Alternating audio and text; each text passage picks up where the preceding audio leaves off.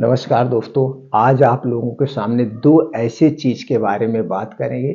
दोनों चीज़ों का खर्चा कुछ भी नहीं है, लेकिन ये आपके शरीर के ट्रिपल तरफ यानी 3 तरफ से आपके शरीर की सुरक्षा करेगा। आपके शरीर में अगर कोई बीमारी है, उस बीमारी को दूर कर देगा। ऊपर से दोस्तों आपको बीमारी आने ही नहीं देगा।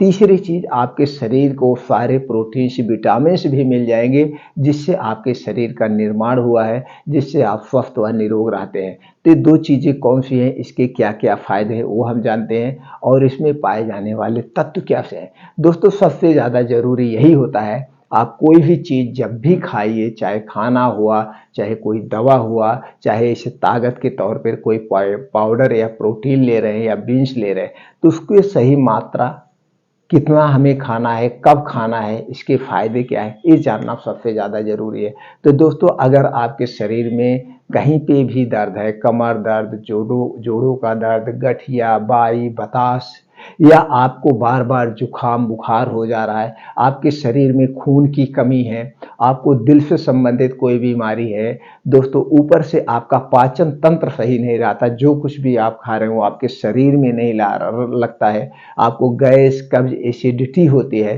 प्रोस्टेट बढ़ा हुआ है या थायराइड की बीमारी है या दोस्तों आपके हड्डियों की कमज़ोर हो गई, आपका विकास ठीक से नहीं हो रहा, इन सारी चीज़ों का ये समाधान इन 2 चीज़ों में छुपा हुआ है। ये 2 चीज़ें बहुत ही अच्छी चीज़ है, सर्वगुण संपन्न है, सारे प्रोटीन, विटामिन से युक्त है। ये दोनों चीज़ें क्या है? पहला चीज़ है दोस्तों आपका ये खाने वाला चूना और दूसरी चीज़ है आपका ये संतरे का रस। ये दोनों चीज़ें हमें कितनी मात्रा में लेना है, कैसे लेना है, चलिए जानते हैं। दोस्तों, आप फ़ायदे समझ गए, इसके फ़ायदे बहुत बेस्ट है। आपके कैसे भी खून की कमी है, कोई भी एनीमिया है आपका, दोस्तों 1 हफ्ते में खून की कमी को पूरा कर देगा। अब दोस्तों चलिए पहले जान लेते हैं संतरा में क्या-क्या पाया जाता है। संतरे के रस में दोस्तों विटामिन सी प्रमुख तौर पे पाया जाता है, उसके साथ-साथ vitamin E, vitamin K, vitamin B, antioxidant, iron, calcium, phosphorus, magnesium, इसके साथ-साथ बहुत सारे प्रोटीन्स, विटामिन पाए जाते हैं, यानी कि एंटीऑक्सीडेंट का प्रमुख स्रोत है। चूना दोस्तों कैल्शियम का प्रमुख स्रोत है। चूना, कैल्शियम और विटामिन सी, एंटीऑक्सीडेंट तीनों चीज़ें प्रचुर मात्रा में पाई जाती है। तो दोनों चीज़ें बहुत ही सर्वगुण संपन्न है। अब दोनों चीज़ों को कैसे लेना है? आपको लेना है 1 गिलास संतरे का रस और उसी में मिलाना है 1 ग्राम खाने वाला चूना। अब खाने वाला चूना 1 ग्राम आप कैसे नापेंगे? अब इसके लिए दोस्तों नापने की ज़रूरत नहीं है। 1 गेहूँ के बराबर आप चूना ले लीजिए। चूना खरीद लीजिए, ₹1 में मिल जाएगा, पूरा महीना आपका गुजर जाएगा। ₹1 में इतना बड़ा शीशी मिलती है और पूरा महीना आपको निकल जाएगा। 1 गेहूँ के बराबर ही लेना है। तो उसी में मिला करके आपको लेना कब है? शाम को 5 से 6 बजे। शाम को 5 से 6 बजे का समय क्यों दोस्तों? इस समय आपको अच्छी सी भूख लगती है और आपका पाचन तंत्र इस समय खाली रहता है, पेट आपका खाली रहता है। तो इसी समय इस जूस को पीना है मिला करके एक में। अब जूस पीने के कुछ नियम हैं। जूस पीने के 1 घंटे पहले कुछ नहीं खाना पीना है और जूस पीने के 2 घंटे बाद तक आपको कुछ भी खाना पीना नहीं है। 1 गिलास, 1 घूँट पानी भी नहीं लेना है, चाय पानी कुछ नहीं लेना है, तभी इसका पूर्ण रूप से आपको फ़ायदा मिलेगा। तभी आपको फ़ायदा ले। अब कितना दिन तक लेना है? इसे आप 3 महीना लगातार लीजिए, 3 महीना। 3 महीने के बाद 10-15 दिन के लिए ब्रेक कर दीजिए, फिर 10-15 दिन के ब्रेक करने के बाद फिर कंटिन्यू 3 महीना कर दीजिए। 2 से 3 शिफ्ट करते-करते आपके शरीर में एक मतलब नए शरीर का निर्माण हो जाएगा, यानी इतनी शक्ति आ जाएगी, खून की कमी पूर्ति हो जाएगी, शरीर में कोई छोटी-मोटी बीमारी है वो भी दूर हो जाएगी, आपके शरीर की रोग प्रतिरोधक क्षमता बढ़ जाएगी और जब शरीर की रोग प्रतिरोधक क्षमता स्ट्रांग होती है तो दोस्तों हमें वायरल फीवर ऐसी कोई बीमारियां नहीं होती है। तो दोस्तों आपको स्वस्थ व निरोग रखना है तो चूना और संतरे का रस का प्रयोग करिए। उसके साथ-साथ हमें बीमारी क्यों होती है इसको जान लेते हैं। दोस्तों, हमारा शरीर 5 तत्वों से बना हुआ है, पृथ्वी, जल, अग्नि, वायु और आकाश।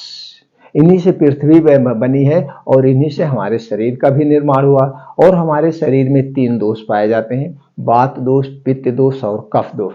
जब आपके शरीर का ये 3 दोष बढ़ जाता है तभी आपके शरीर में कोई विकार होता है। और जब आपके शरीर में किसी भी पोषक तत्व की कमी हो जाती है, किसी भी विटामिन प्रोटीन की कमी हो जाती है, तो आपका शरीर बीमार होता है। तो पोषक तत्वों की पूर्ति के लिए आप अच्छी डाइट का प्रयोग करिए और आपका वात पित्त कफ ना बढ़े, इसके लिए वात पित्त कफ को बढ़ाने वाली चीजों को छोड़ दीजिए। वात पित्त कफ को बढ़ाने वाली चीजें कौन कौन सी है उसे हम जान लेते हैं। दोस्तों, चीनी से बनी हुई जितनी चीजें हैं, मैदा से बनी हुई जो भी वस्तु है, रिफाइन किया हुआ तेल और डालडा से जितनी भी चीजें बनी है, ये सारी चीजें वात पित्त कफ को बढ़ाती है, इसे तुरंत छोड़ दीजिए। आपको सफेद नमक के स्थान पर सेंधा नमक का प्रयोग करिए, काले नमक का प्रयोग करिए। डिब्बा बंद, पैकेट बंद, जंक फूड, फास्ट फूड, ये जो सामान आते हैं, ये सारी चीजें वात पित्त कफ को बढ़ाते हैं। ठंडा पेय पदार्थ हमें नहीं लेना है, चाहे ठंडा पानी हुआ, चाहे कोल्ड ड्रिंक्स हुआ, फ्रिज में रखा हुआ खाना हुआ, कोई भी सामान हुआ, हमें ठंडी चीज नहीं लेना है। इस ठंडी चीज जितनी है ये वात पित्त कफ को बढ़ाती है, ऊपर से हमारे शरीर को और कई तरह से नुकसान करती है। जैसे दोस्तों, आपके शरीर का टेम्परेचर या हमारे शरीर का टेम्परेचर कितना होता है, 37 डिग्री सेल्सियस। जब आप कोई भी ठंडी चीज खाते हैं तो ठंडी चीज आपके पेट में जाता है तो दोस्तों कोई ना कोई आर्गन को डिस्टर्ब कर देता है। तो उसके लिए फिर दो चीजें आपके शरीर में नहीं रहेगी, ठंडा और गर्म दो चीजें नहीं रह सकती है। तो आपका शरीर क्या करेगा, इसे अपने टेम्परेचर पे लाएगा, इसे भी गर्म करेगा। तो अपने टेम्परेचर में लाएगा तो शरीर से एक्स्ट्रा एनर्जी खर्च होता है।